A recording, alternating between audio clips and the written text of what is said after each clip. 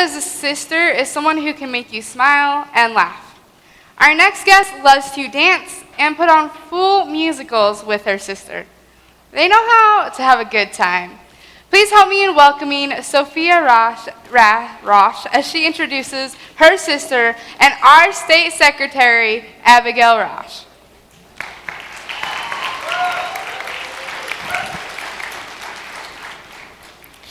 Hello, FFA members. The past year, you have gotten to know my big sister, Abby. Well, let me tell you a little bit about Abby. Abby is one of those people that has to win every board game, otherwise we'll have a crabby Abby for the rest of the day. She also likes to hide chocolate chips in her closet until I got her in trouble and she was banned from chocolate chips for a while. But Abby has always taken the time to play with all her siblings, whether it was dolls, games, or putting on musical theater productions in our bedrooms. Abby has also been my biggest role model in life. And her love for FFA is so amazing. When she comes home, she is so excited to talk about everything she did with all of you. So please welcome my sister, your 2015-2016 Idaho FFA State Secretary, Abby.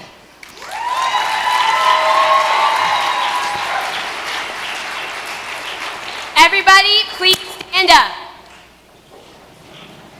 And get ready to just dance and let it go. Now I gotta cut loose, put loose, kick off the Sunday shoes.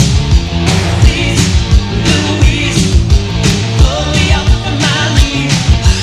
Jack, get back, come on before we crack.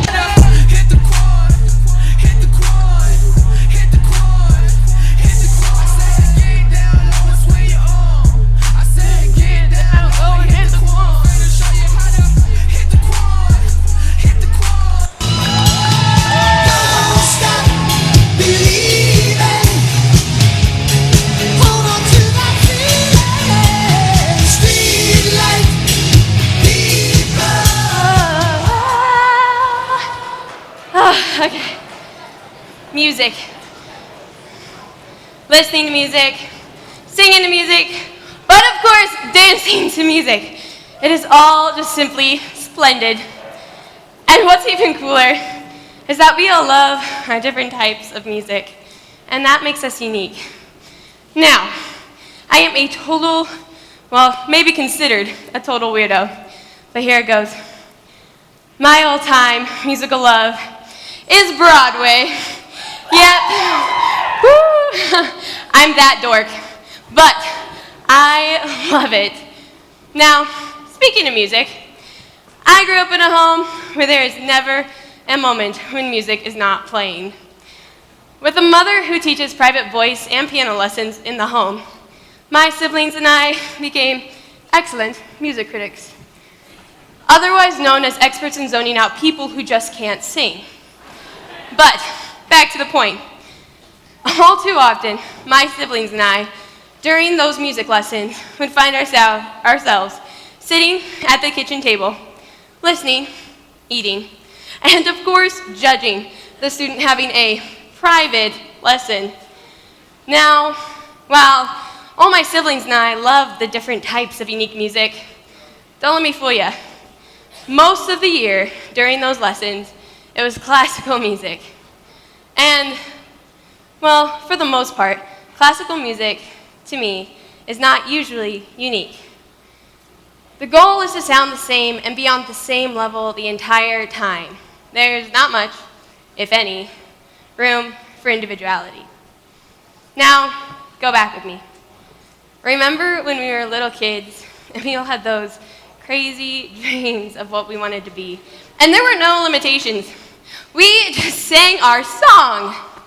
Not the classical music, but the stuff that made us happy. We didn't care what other people thought about our dreams or passions. We just loved them and ran towards them. But as we got older, our self-confidence began eating away, becoming more and more insecure with the way we dress, the way we talk, and the way we work. we began judging ourselves more and forgiving ourselves less. Mistakes seem to be happening all the time. And while mistakes may be painful, mistakes give us experiences to help us grow. And mistakes give us knowledge to impact those around us. When we get so caught up in life and its craziness, it's easy to get stuck in the normal classical music. But nobody likes normal. It is just a lot of blah, blah, blah that everybody hears. We have all been placed on this earth for a reason, not just to be another normal. But if we don't know who we were made to be, then we can't accomplish all that we have the potential to. And eventually, all the lies and attempts to be different begin erupting, and life begins feeling worthless. Here's a thought. Most people are other people. Their thoughts are someone else's opinions. Their lives, a mimicry, and their passions, a quotation. Now, in my mind, this quote reminded me of the theater, where you get to live someone else's life on every different scene. I was a loving and responsible big sister to my siblings, a self-absorbed teenager to my parents, and an over-dedicated and often antisocial ballerina to my peers and teachers. But to myself, amongst all these shifting personalities, I was lost. Then, January of my sophomore year, driving a ballet class, siblings in the back seat, running late as usual. So there was no time to hear Dad's warning about the icy highway, and in a blind rush to get to class on time, in order to keep that perfect ballerina image, I flew down that highway. Now, driving to Moscow from my hometown of Troy, there's a particular corner where ice buildup is rather common, and I knew better. But I wasn't thinking about my safety or my siblings' safety, just my image. I still remember my siblings screaming from that back seat, and then realizing the car was upside down in a ditch. Now, thankfully, everyone came through without a scratch. But looking back, there were 2 crashes that day. One of the car, and the other of my multiple personalities. All in an attempt to save my image. How selfish was I? I was so focused on getting to class on time in order to keep that perfect image that my siblings' lives were put at severe risk. Who was I trying to be? Why do we try to mold ourselves into a perfect image? We were all placed on this earth for a reason, and by being original, we can be the change the world needs.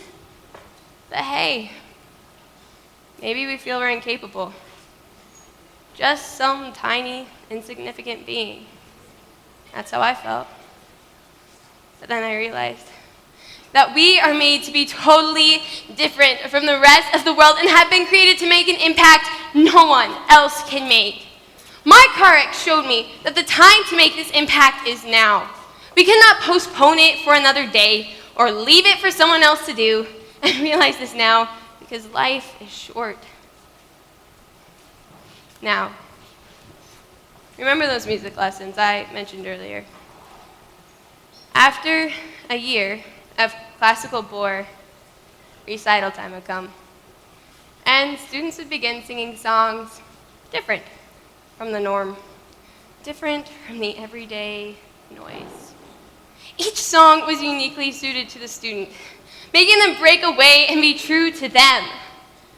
And whether they ended up singing Hakuna Matata or Let It Go, the song they were singing meant something important to them. And that represents who they were meant to be and why that is so important. It was then that I realized that once I could look myself in the eye and tell myself that I am a child of my God, who loves getting lost in her dancing, loves being overjoyed by the silliest things, and loves her siblings with all her heart. That is who Abby, Rabbi, Abs, Rue, Grandpa, and Abigail Rebecca Raasch is, and that will never change. And now my life will change a lot, and there is no doubt about that. But who I am and what my values are never will. I began to happen to life, not just let life happen. Who are you? Can you look yourself in the eye right now and be 100% honest? And once you can, please do not stop. Consider these two challenges. Dream bigger and think about others. Are you the kind of person that keeps aiming higher and challenging yourself more? Because why stop where you are comfortable? If you are still sitting in those seats, living and breathing right now, your purpose on this earth has not yet been completed. Are you the kind of teammate that is accepting of your teammates' differences? Because it can be so easy to take individuality for granted. But sometimes we just need to get lost in serving others in order to gain a whole new perspective on how truly valuable they are. We can find our music and sing it loudly. Be truly unique to who we were made to be. And through that, we can make a truly amazing difference in this world. Because Idaho FFA, you are enough. You are so enough. It is unbelievable how enough you are.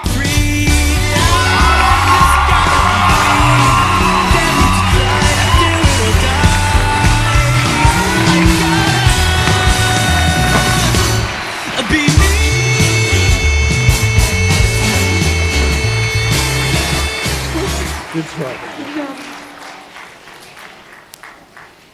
The chair recognizes the delegate from the Troy FFA chapter.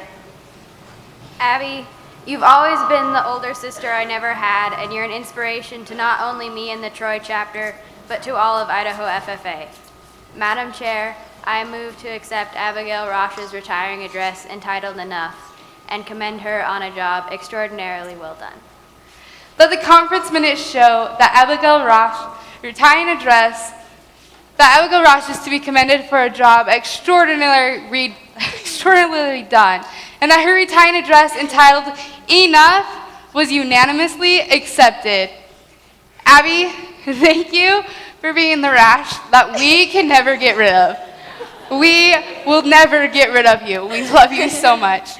Thank you for being the person to tell us that we are enough, and by showing that you are enough. Abby, we love you.